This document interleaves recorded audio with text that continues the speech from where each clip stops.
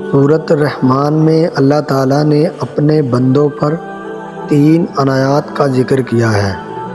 Number 1، گندم اور اناج میں کیڑے پیدا کر دیے، ورنہ لوگ اسے سونے اور چاندی کی طرح ذخیرہ کر لیتے اور لوگ بھوکے مر جاتے۔ نمبر 2، موت کے بعد مردے کے جسم میں بدبو پیدا کی، ورنہ کوئی اپنے پیاروں کو دفن نہ کرتا۔ نمبر 3، مصیبت اور دکھ کے بعد صبر و سکون دیا، ورنہ زندگی کبھی خوشگوار نہ ہوتی۔ تو تم اپنے رب کی کون کون سی نعمتوں کو جھٹلاؤ گے؟ اللہ اکبر۔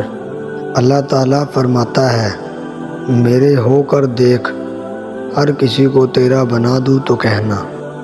یقین ایسا ہو کہ سامنے سمندر ہو اور تم کہو میرا رب راستہ بنائے گا، اور جب اللہ دینے پر آتا ہے نا تو تمہارے مخالفوں کو بھی تمہارا وسیلہ بناتا ہے۔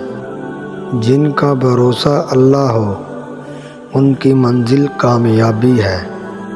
گناہ کا موقع نہ ملنا بھی اللہ کی نعمتوں میں سے ایک نعمت ہے۔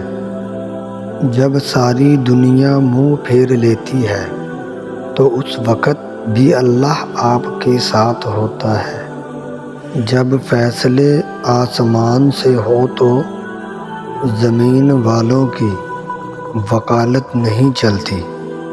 وہ ایسا رحمان ہے جو کسی کا سوال رد نہیں کرتا۔